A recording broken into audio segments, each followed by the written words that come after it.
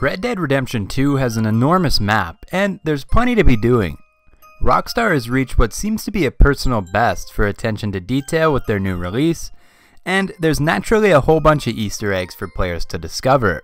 This studio absolutely loves to litter the map with little secrets and callbacks to other franchises for the diligent player willing to explore the corners of the map. Come on. I can't believe we're going to see civilization. Number 10. Manmade Mutant. If you venture out a little west of Van Horn Trading Post, you'll find another home with something pretty strange going on inside. This final entry is a little out of the way and would really only be found by the most diligent or bored of explorers. It is clear that whoever has been inside this house is not a fan of prying eyes, as all the windows as well as the door have been boarded shut with only one exception. There is a window that you're able to climb through on the second floor. Parkour your way onto a cart in front of the house and then onto the roof. Entering the home grants you audience with a grotesque man-made mutant creature. Inspecting this gives you notes that offer descriptions of the creature's different mangled body parts. How did this get here, and why is it even in the game? That's all unclear as of right now. Perhaps it's foreshadowing of later DLC, or a very well hidden side mission. All we know for sure right now is that it's really creepy and it's generally upsetting to most players. Number 9. Thanks for the memories. Rockstar produced Red Dead Redemption 2 with tons of love and care, and they'd like you to remember the faces that you meet along the way who are no longer with the living. After completing the 6th and final chapter of the main storyline, you'll have the ability to go back and pay your respects to the gang members who died throughout your journey. This reason qualifies as an Easter egg because it's not something that everybody playing the game might find. There's no mass graveyard, and the tombstones instead are where they would logically be according to the story. Don't worry though, no spoilers about who died when or where if you haven't completed the main missions though. Just know that after you finish playing through the main story, you'll have the ability to go back and honor the fallen who you miss most. Number 8. A Family Affair. This is no normal Easter egg, even by Easter egg standards.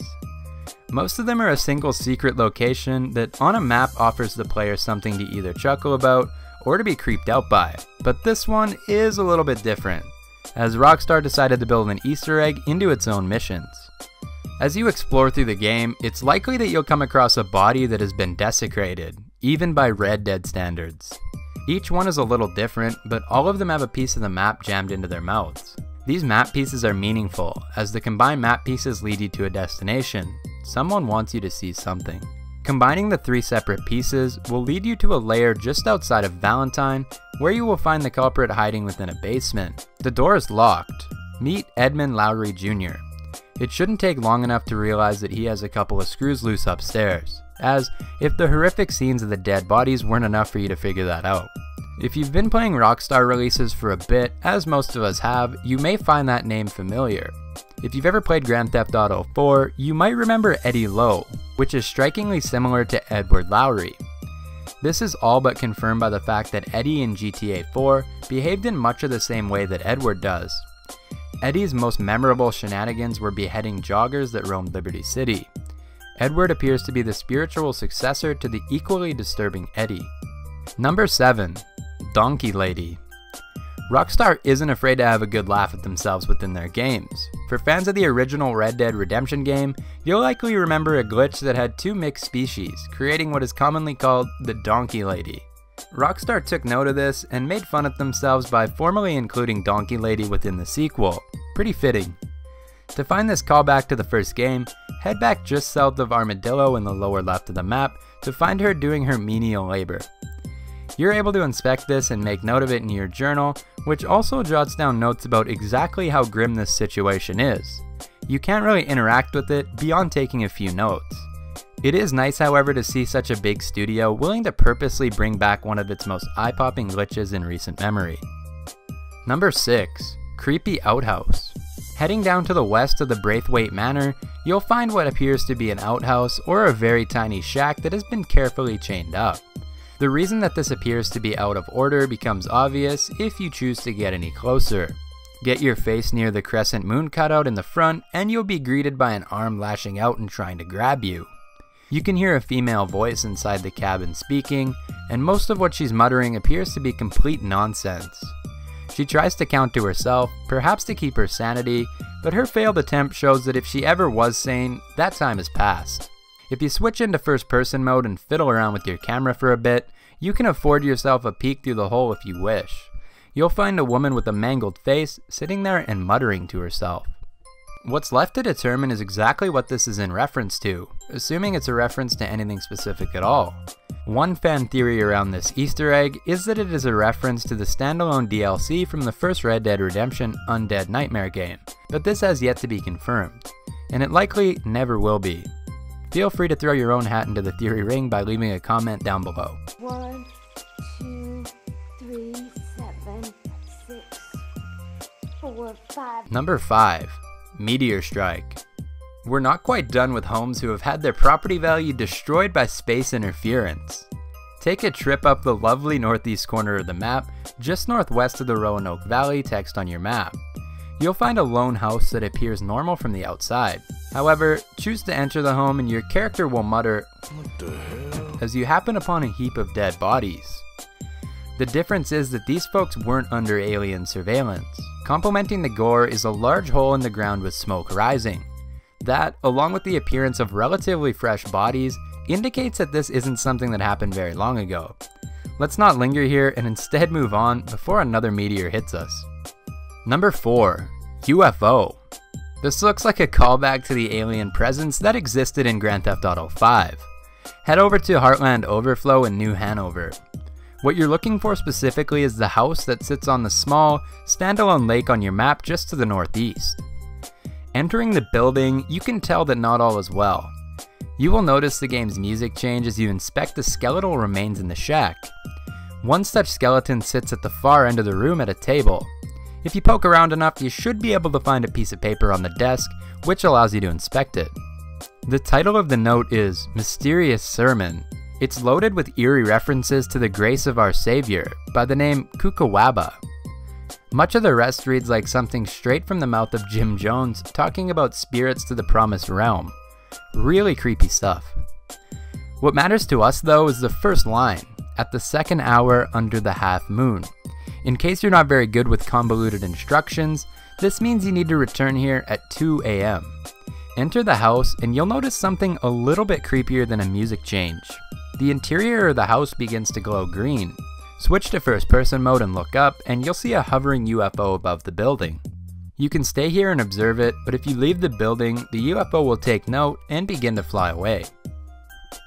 Number 3. Bigfoot. Take a trip out to West Eliza, or more specifically to an area that lies to the southeast of Mount Shan on your map. Be sure to bring some warm clothing as you'll encounter snow. Following a short path will lead you to what seems like the edge of a cliff. Look closer and there's a small area that you can drop down to, revealing a small natural shelter from the elements. This hovel is complete with an enormous skeleton that, no mistake, surely didn't belong to anything human. However, it is in human proportions. There's more to this than gawking at a pile of bones on the ground though. You as the player will have the option to inspect these remains. You make a little drawing of the scene and your character takes some notes to go with it. Horseshoe Overlook. Found a massive skeleton. Wonder how big the man was, if he even was a man at all. The last line of which seems to infer that we are to assume that this big pile of bones belonged to a Bigfoot. There's not a lot else that we could infer. A large pile of bones found in a cold, remote location that takes some searching to find. Looks like Bigfoot confirmed in the game to me. Number 2. The Nightfolk. Sharp turn from the last entry. Rather than something from the Shire, it's a little bit more sinister. The Nightfolk. If you're looking for your hair to stand on end, make your way over to the Blue Water Marsh, just below the M in Marsh on your map. Your eye may be drawn to a body hanging in the trees, ominous enough.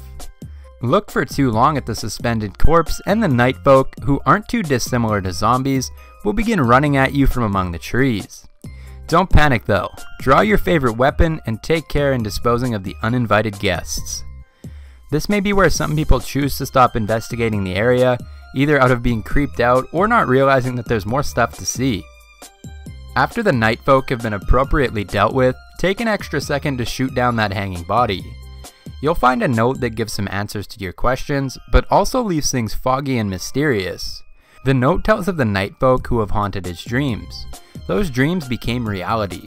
He believed that his time was short, and he was right. Rest in peace. Number 1. Hobbit Hole. Rockstar doesn't limit themselves to callbacks on only their own creations. Let's start this list off with something that comes not even from a video game, well, at least originally. And instead, let's take a look at something that seems to be pulled straight from the Lord of the Rings. A Hobbit Hole. Well, at least what it appears to be.